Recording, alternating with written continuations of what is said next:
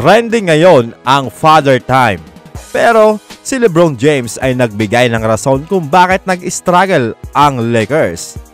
Bumagsak ang Lakers sa 8th seed matapos matalo versus Minnesota Timberwolves sa score na 109-80. Hindi maganda ang nangyari ngayon sa Lakers matapos nga ang pagkatalo nila versus Orlando Magic kung saan naimintis ni Anthony Davis ang kanyang winning free throw sana. At naipasok naman ni Franz Wagner ang kanyang dagger 3-pointer. Dinamdam ni Anthony Davis ang pangyayaring ito at grabe, biglang bagsak ang kanyang performance. Sa katunayan, 2 beses pa lang siya umiscore ng mahigit 20 points after that game. Yun ay versus Phoenix Suns at Utah Jazz. Nakamuntikan pang matalo kung hindi lang dahil sa tawag na timeout ni Coach Will Hardy. At bumaba din ang kanyang shot attempts mga amigo na kung saan dati ay nag-a-average nga ito ng 20 plus shot attempts. At ngayon ay mahigit 10 na lang maliban sa 8 attempts niya versus OKC. Si LeBron naman mga amigo, after ng laban nila versus Orlando Magic ay lumagapak din ng scoring kung saan 1 beses pa lamang ito umiscore ng mahigit 20 points. Ito ang laban nila versus Utah Jazz. At ang pinaka mababa ay versus Minnesota Timberwolves kung saan umiscore lamang ito ng 10 points, 8 rebounds at 4 assists while shooting 4 of 16 from the field at 6 na turnover.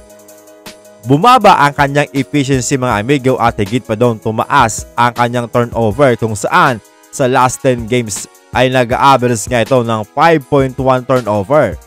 Higit pa doon, sa last 4 games ay hindi man lang pumapasok ang kanyang tira sa 3-point area kung saan 0 of 19 na ito mga amigo.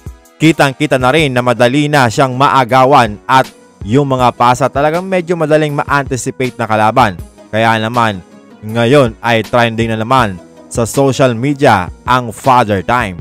Tumatanda na nga ba itong si LeBron? Talaga bang bumagsak ang performance ni LeBron dahil dito? Or dumadaan lang siya sa masamang shooting? After ng laro nila versus Timberwolves ay nagbigay ng honest comment itong si LeBron patungkol sa kanilang performance. Ayon kay LeBron, hindi daw maganda ang kanilang opensa ngayon dahil masyado silang nagbibigay ng oras para ayusin ang kanilang depensa. Hindi daw maganda ang kanilang opensa halos lahat daw, hindi lang daw isang area. Lalo na ang kanilang spacing kung saan parang nagkakapatong-patong nga ang mga player. So ibig sabihin ni LeBron, nalilito sa posisyon kung saan nga ba pwesto at nagkakadikitan na, dahilan kung bakit madaling ma-anticipate at maagawan sila ng bola at hindi rin nagkakaroon ng magandang shot attempts.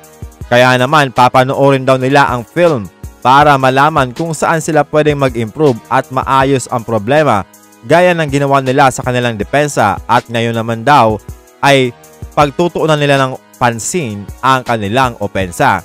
So kailangan daw talaga nila magtrabaho, yun lang daw yun, at hindi lang daw maganda ang kanilang rhythm sa nakalipas na mga laro. Ano ang masasabi nyo mga amigo sa sinabing ito ni LeBron James? Wala nga lang ba sa rhythm ang kanyang opensa mga amigo?